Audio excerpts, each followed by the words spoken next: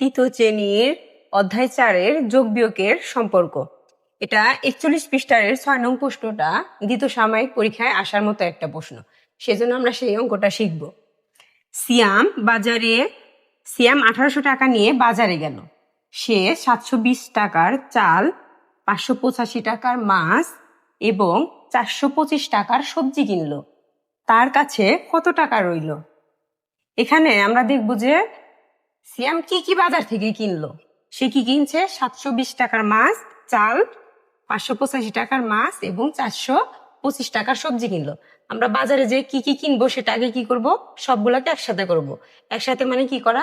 যোগ করা। তাহলে আমরা কি করব? 6 নাম্বার প্রশ্নটার উত্তর লিখবো। তাহলে আগে আমরা কি 6 নাম্বারটা দিয়ে নেব। 6 নাম্বার সুন্দর করে 6 নাম্বারটা দিবা। তারপরে কে বাজারে গেছে? সিয়াম। তাহলে লিখবো সিয়াম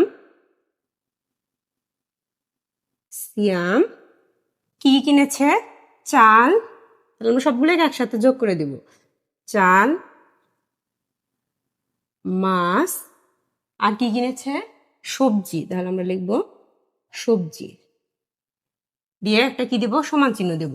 তাহলে চাল কত টাকার? 720 টাকার। যোগ, তারপর কি কিনেছে? মাছ। মাছ কত টাকার? 585। যোগ, তারপরে কি কিনেছে? সবজি। তাহলে আমরা কি লিখবো? সবজি। সবজি কত টাকার? 425 টাকা। তাহলে 425 টাকা। সবগুলো লিখে কি লিখবো? টাকা। তারপরে আমরা সমানের নিচে সমান দিব, দিয়ে আমরা এই তিনটা কি করব? যোগ করব। তাহলে আমরা ডান থেকে যোগ করব। প্রথমে এই 5 আর এই 0, 5 5 10 আর 0 মিলে কি হয়? 10। 10-এর কি নামাবে? 0। হাতে কত ছিল? হাতে ছিল আমাদের 1। সুন্দর করে একটা সাইডে লিখে নিবা, হাতে 1। সেই 1 কোথায় দিবা?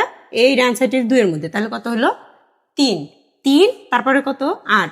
8 3-এ কত হয়? 11। 11 আর 2 2-এ কত হয়? 11 12 13। 13-এর কি নামবে? 3। হাতে কত ছিল? সে 1 তো নিয়ে নিছি। 13-এর 3। আমার আবার হাতে কত? 1। সে 1 কোথায় দেব? সে 1 দিব এই 4-এর মধ্যে। তাহলে 4 আর 1-এ কত হলো? 5। 5 আর এই 5-এ কত হলো? 10। 10 আর এই সাথে 17। আমরা কি হাতের 1 নিয়ে কি হলো? 17। আমরা 17 পুরাই লিখে নেব। কারণ কি আমাদের কি আর কোনো সংখ্যা আছে? না, সংখ্যা শেষ। তাহলে আমরা কি লিখবো? 17। তাহলে কত হলো? 1730 টাকা। সিয়াম 1730 টাকার কি করছে? বাজার করছে। এখন সে কত টাকা নিয়ে বাজারে গিয়েছিল? 1800 টাকা নিয়ে। তাহলে আমরা লিখবো যে সিয়াম কি বাজারে নিয়ে গেল 1800 টাকা। বাজারে নিয়ে গেল 1800 টাকা। আর এই 1730 টাকা কি? সে হচ্ছে কি করছে? খরচ করছে। আমরা তাহলে লিখবো কি? খরচ করলো।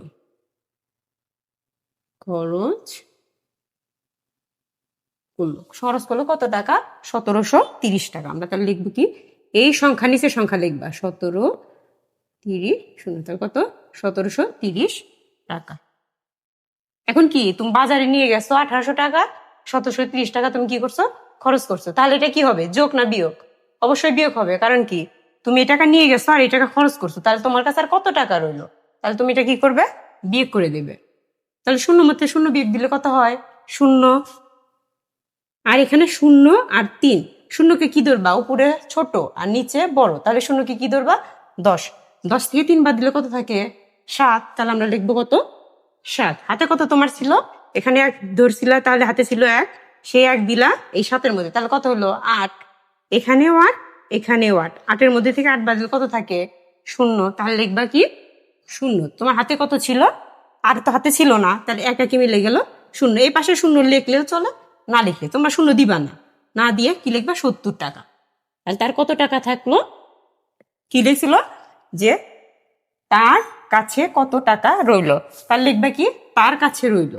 অতএব তার কাছে